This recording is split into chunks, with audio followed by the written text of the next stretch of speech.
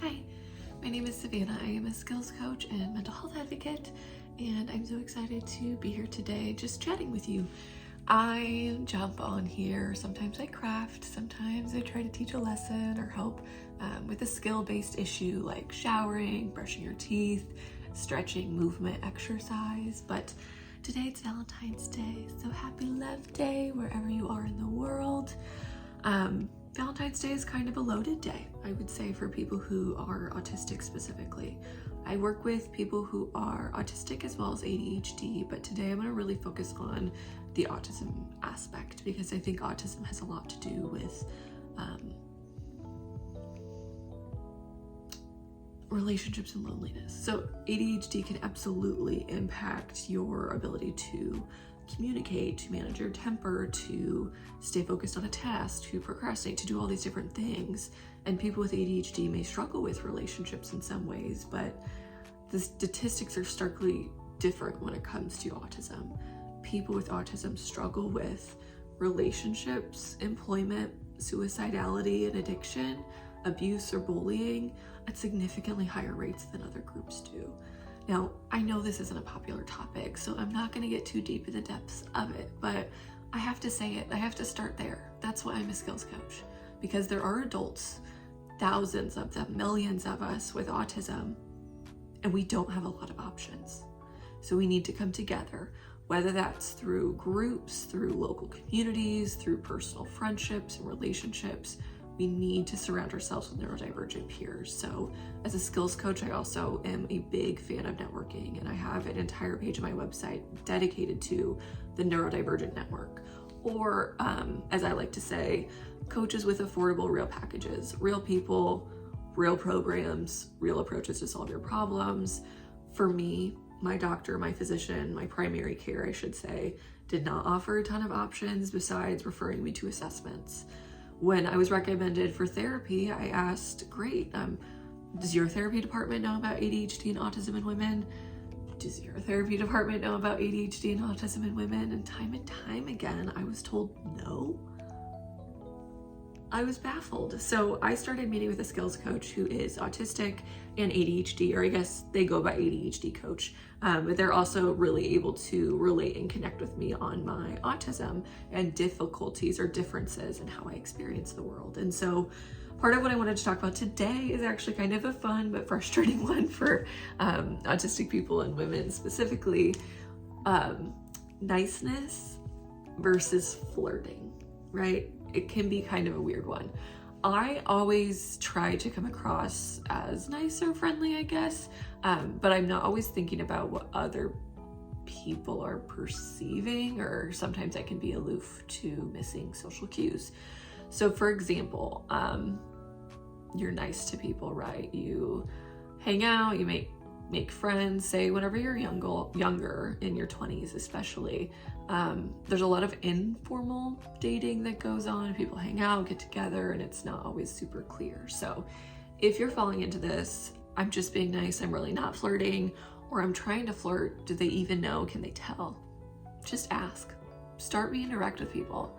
Are you into me? Are you looking for a relationship? Or are you looking for a fun night? Nothing serious.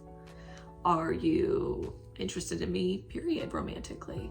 Or do you find me sexually attractive? I mean, you should ask people that you're interested in how they feel about you if you want to know. It's going to be really hard to read the nuance for anybody, whether you're neurodivergent or not. So not only we can go with the terms like consent is sexy, well, consent is necessary, but talking is sexy, communication is sexy. Those are the things that really bond people.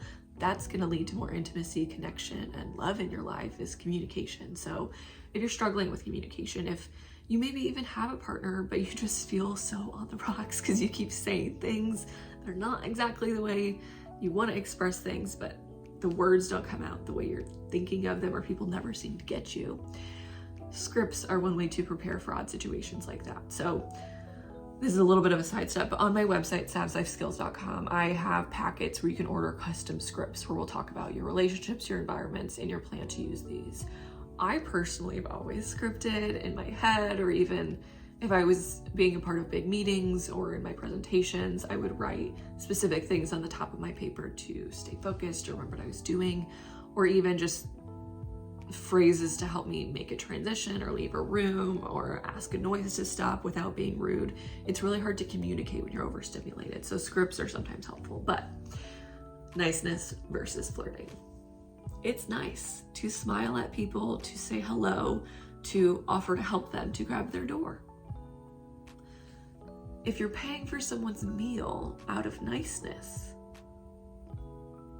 now that one can turn into people think that it's a flirtatious mood if you pay for a meal.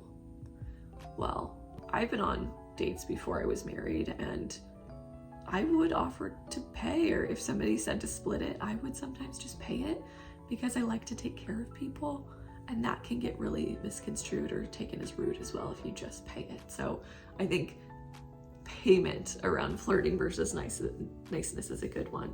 There's a societal norm that men will pay, and so I think sometimes there's also just that I know that I can and so I will, but I am not thinking about how that might be emasculating to someone else, or make them feel a certain kind of way if they wanted to split it because that's what they were comfortable with.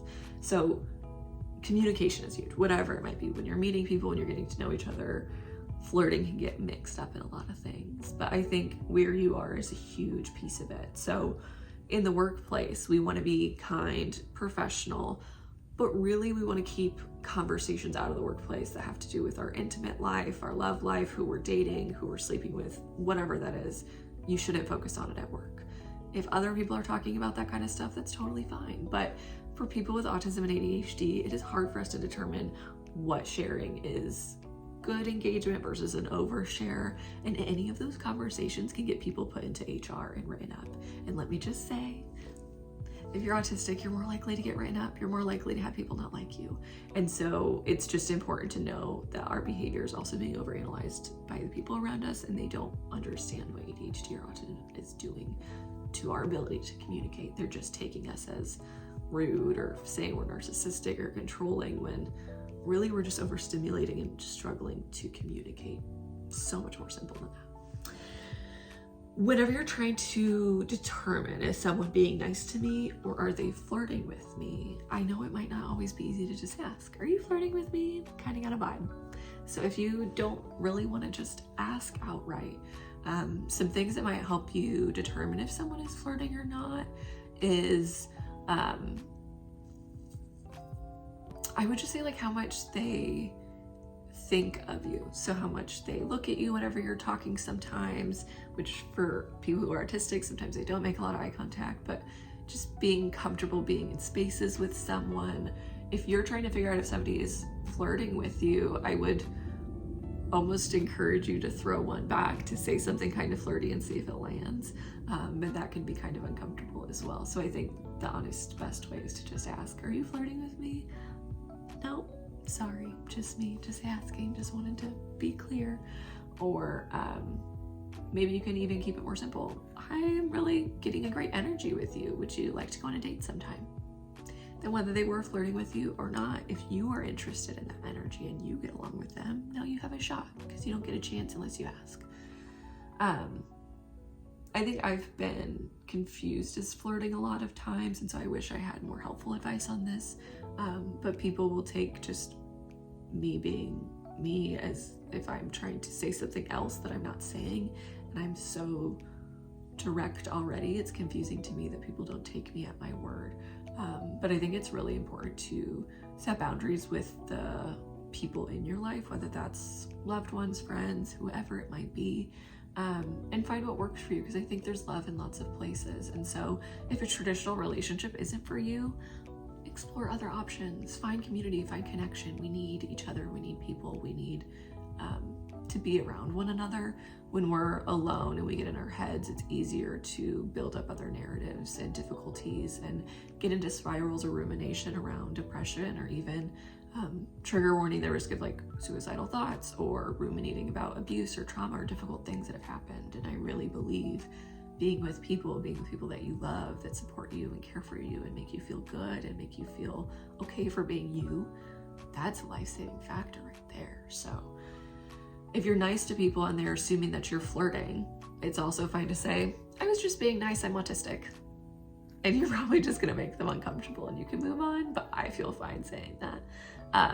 Or you can even just simply state, I am not flirting by any means, sorry for the mix-up. If somebody says something back to you like, oh, hey, and you're like, oh, that was not meant as flirting, my bad. If you just know that you accidentally do it. But I think as women who are high masking, people just assume a lot of things about us that are wrong all the time. They just do. So I know I've been taken as flirting when I'm not flirting, and it's really frustrating. To try to level back, as silly it is, I try to keep things surface level. I try to keep things a little bit of that small talk that we don't always like, just to move through different social aspects differently. Like I can't invest that much time and energy into every person that I meet and how they perceive me. So I don't take it that deeply. I say my hellos and I smile at people, and most of them don't acknowledge me. But if the man at the gas station asks for my number, I'm just gonna say nope and leave. You don't owe anybody anything. You don't owe anybody an explanation, a conversation, hey, this is actually where I'm at in life and I'm not feeling you this way, or you don't owe anybody anything. You can just say, this is not for me, thanks. Did you know you don't have to explain yourself? You can break up with someone and just say, I'm really not happy with where things are right now and I no longer want to be in this relationship. It's over. And then you never have to reply again. You don't have to continue having conversations or validating yourself or explaining yourself. If you need to say something, I've heard other autistic people say that they get trapped in relationships, or when they try to leave, they get guilted into staying and staying and staying. Well, don't open the conversation. If you've decided someone's not good for you, leave it, cut it, keep them out of your life. Thank you so much. Happy Valentine's Day. This is truly a love-based day. I don't mean to get into the dark depths of loneliness, but for people who are autistic, I don't remember the stat on it, but it was something crazy low percentage about people who ever even get married. And then whenever you look at statistics for employment, it's horrible. And so obviously people who are autistic feel lonely and at home and alone because we're disconnected. We're not supported by one another. And so I know there are incredible people out there, but if you get convinced there's not, it's really easy to shut down.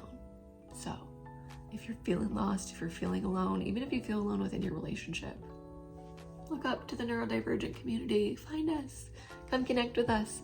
Every month we have a group with Ought to Ask, which is a entirely free group, autistic adults and caregivers, if you'd like to join. Anyway, thank you so much and happy Valentine's Day. Sorry this was weird. That's what you get. Bye.